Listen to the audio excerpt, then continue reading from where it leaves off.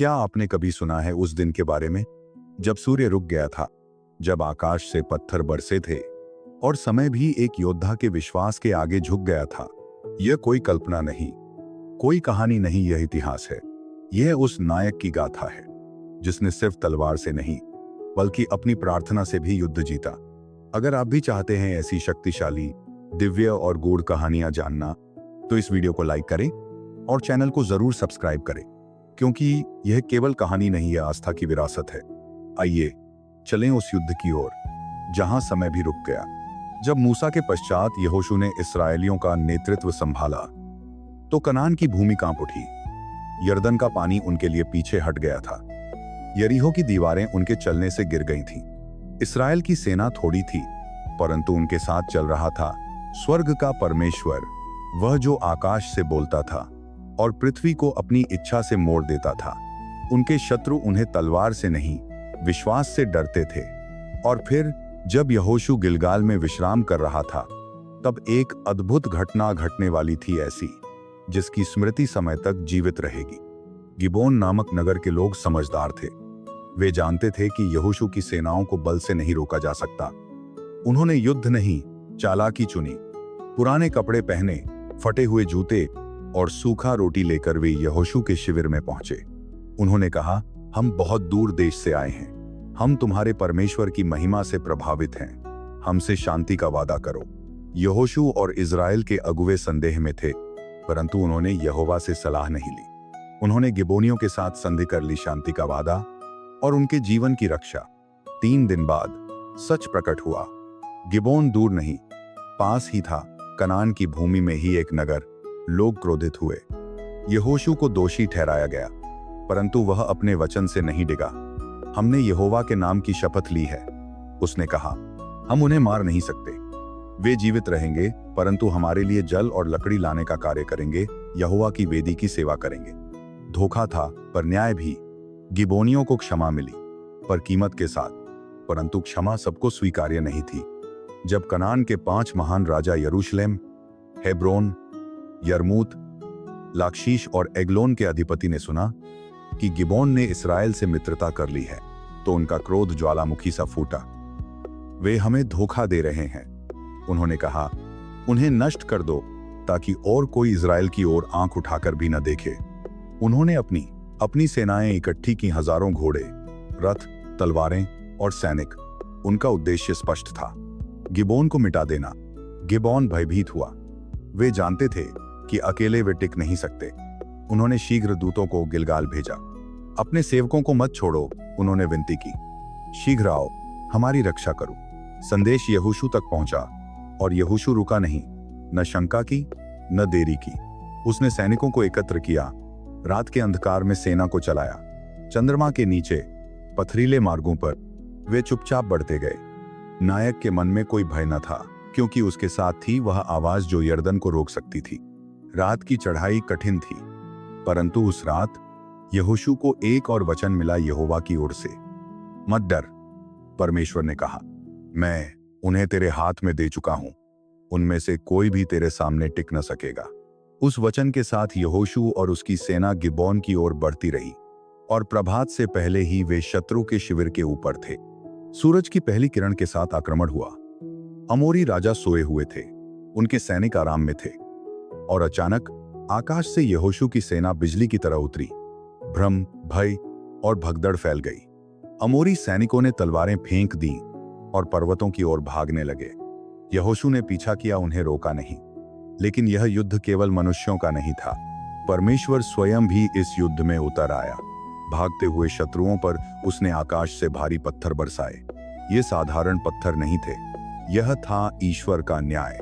रथ चकनाचूर हो गए, सैनिक मारे गए, और जो यहोशू की तलवार से बच निकले थे, वे परमेश्वर की ओर से आए पत्थरों से मारे गए। ऐसा दृश्य पहले किसी ने न देखा था। आकाश से न्याय, पृथ्वी से युद्ध, और दोनों में सामंजस्य।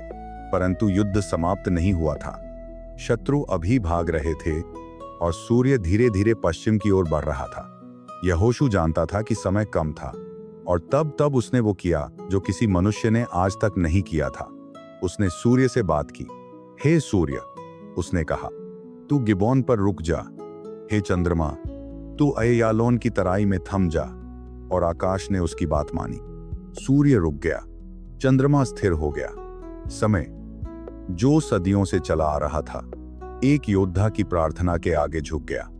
इतिहास में ऐसा दिन न पहले कभी हुआ, न फिर हुआ, जब ईश्वर ने मनुष्य की आवाज सुनी और समय को थमा दिया। जब मूसा के पश्चात यहोशू ने इस्राएलियों का नेतृत्व संभाला, तो कनान की भूमि कांप उठी। यरदन का पानी उनके लिए पीछे हट गया था। यरीहो की दीवारें उनके चलने से गिर गई थीं। इस्राएल की सेना थोड़ी थी, परंतु उनके साथ चल रहा था स्वर्ग का परमेश्वर, वह जो आकाश से बोलता था और पृथ्वी को अपनी इच्छा से मोड़ देता था। उनके शत्रु उन्हें तलवार से नहीं, विश्वास से डरते थे। और फिर जब यहोशू गिलगाल में विश्राम कर रहा था, तब एक अद्भुत घटना घटने वाली थी, ऐसी जिसकी स्मृति समय तक जीवित रहेगी। गिबोन नामक नगर के लोग समझदार थे। वे जानते थे कि यहोशू की सेनाओं को बल से नहीं रोका जा सकता। उन्होंने युद्ध नहीं, चालाकी चुनी। पुराने कपड़े पहने, फटे हुए जूते और सूखा रोटी लेकर वे यहोशू के शिविर में पहुंचे। उन्होंने कहा, हम बहुत दूर देश से आए हैं। हम तुम्हारे परमेश्वर की महिमा से प्रभावित हैं। हमसे शांति का वादा करो। यहोशू और इज़राइल के अगुवे संदेह में थे, परंतु उन्होंने यहोवा से सलाह नहीं ली। उन्होंने गिबोनियों के साथ संधि कर ली, शांति का वादा और उनके जीवन की रक्षा। 3 दिन बाद सच प्रकट हुआ। गिबोन दूर नहीं, पास ही था, कनान की भूमि में ही एक नगर। लोग क्रोधित हुए। यहोशू को दोषी ठहराया गया, परंतु वह अपने वचन से नहीं डिगा। हमने यहोवा के नाम की शपथ ली है, उसने कहा। हम उन्हें मार नहीं सकते। वे जीवित रहेंगे, परंतु हमारे लिए जल और लकड़ी लाने का कार्य करेंगे, यहोवा की वेदी की सेवा करेंगे। धोखा था, पर न्याय भी। गिबोनियों को क्षमा मिली, पर कीमत के साथ, परंतु क्षमा सबको स्वीकार्य नहीं थी।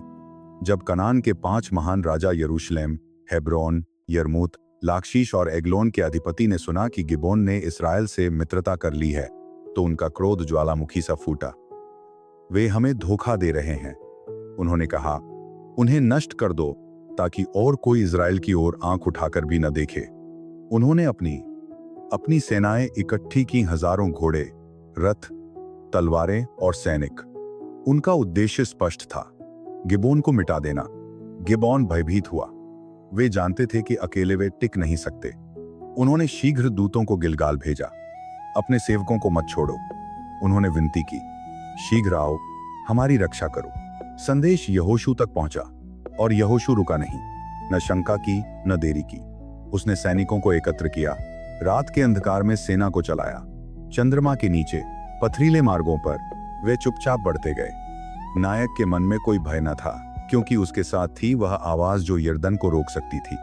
रात की चढ़ाई कठिन थी, परंतु उस रात यहोशू को एक और वचन मिला यहोवा की ओर से।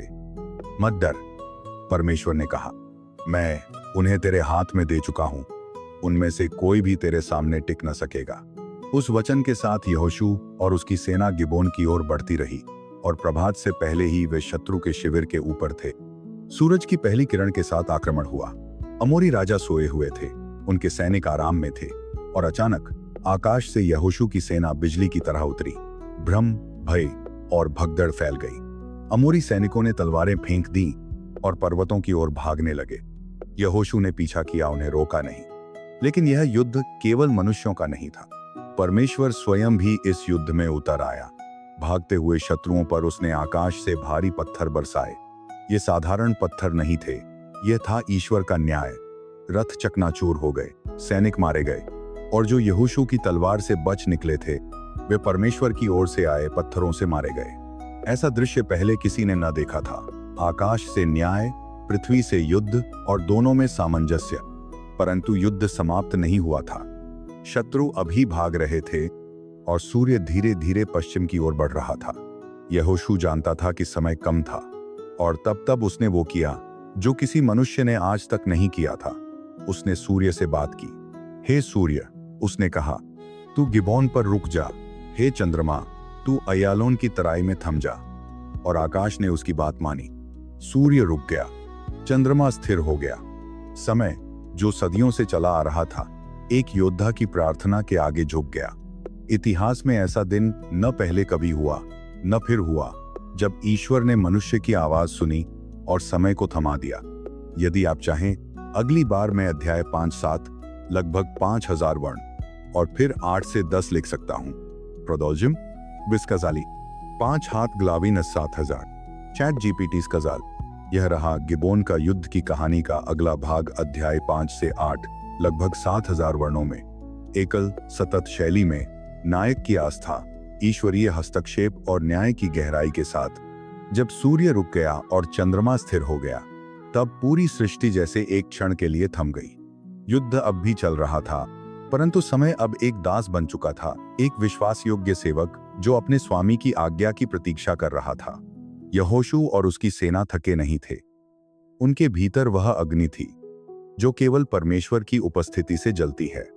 उन्होंने शत्रुओं का पीछा किया, घाटियों में, पहाड़ियों में, पगडंडियों में, जब तक हर तलवार शांत न हो गई। परमेश्वर ने केवल समय को नहीं रोका, उसने भय को भी पकड़ा। जो सैनिक बचे थे वे पर्वतों में भागे और उनके राजा, वे जो घमंड से भरे थे, जो युद्ध को लेकर एकजुट हुए थे, वे अब एक अंधेरी गुफा में छिपे बैठे थे। पांचों राजा यरूशलेम, हेब्रोन, यरमूत, लाक्षीश और एग्लोन के अपने रथ छोड़कर पत्थर के अंधकार में शरण ले चुके थे। लेकिन कोई अंधकार इतना गहरा नहीं कि वह न्याय से छिपा सके। यहोशू को यह सूचना मिली कि वे गुफा में छिपे हैं। उसने आज्ञा दी, गुफा के मुंह पर भारी पत्थर लुक्का दो और वहां पहरा दो। अभी उन्हें मत छुओ, पहले युद्ध पूरा करो, न्याय बाद में। उसके शब्दों में न सिर्फ नेतृत्व था बल्कि अनुशासन भी। उसने अपनी सेना को बुलाया और कहा, वापस मत मुड़ो, अपने शत्रुओं का संहार करो, प्रभु ने उन्हें तुम्हारे हाथों में दे दिया है। जब शेष शत्रु नष्ट कर दिए गए, तब यहोशू गुफा के पास आया। पहरेदार हटे, पत्थर हटाए गए। पांचों राजा अब शाही वस्त्रों में नहीं बल्कि धूल और भय से सने हुए बाहर लाए गए।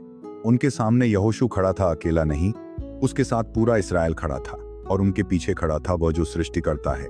यहोशू ने अपने सेनापतियों को बुलाया और कहा, अपने पांव इन राजाओं की गर्दन पर रखो। उन्होंने ऐसा ही किया। यह कोई अपमान नहीं था, यह एक प्रतीक था यहोवा की जीत का। तब यहोशू बोला, मत डरो, न घबराओ, हिम्मत रखो और बलवान बनो। यही करेगा प्रभु तुम्हारे हर शत्रु के साथ। यहोशू का विश्वास किसी तलवार में नहीं, किसी संख्या में नहीं, बल्कि उस वचन में था जो आकाश और पृथ्वी को बनाए रखता है। उसके बाद उन राजाओं को मृत्यु दी गई। उनके शवों को उसी गुफा में लाया गया जहां वे छिपे थे और फिर से भारी पत्थरों से गुफा को बंद कर दिया गया। यह न्याय था, ठोस, शांत और पूर्ण। उनके नाम मिटा दिए गए, लेकिन वह दिन जब सूर्य रुका और न्याय प्रकट हुआ, वह पीढ़ियों तक याद रखा जाएगा। परंतु यहोशू वहां नहीं रुका। वह विजेता था, परंतु आत्ममुग्ध नहीं। वह जानता था कि युद्ध समाप्त नहीं हुआ है। इस्राएल का अभियान आगे बढ़ा। उन्होंने मकिदा, लिब्ना, लाक्षीश, एग्लोन, हेब्रोन और देबीर को जीता, एक के बाद एक। हर नगर में वही न्याय, वही सत्य, वही भक्ति दिखाई गई। कोई समझौता नहीं, कोई विलंब नहीं, क्योंकि यहोवा के आदेश को पूरा करना किसी भी सांस से अधिक महत्वपूर्ण था। हर नगर में, चाहे वह शत्रु की भूमि हो या गिबोन जैसा सहयोगी नगर, यहोशू ने वही नियम अपनाया, सत्य, अनुशासन और सेवा। गिबोनियों को दया मिली थी, परंतु वे सेवा में पूर्ण रूप से समर्पित रहे।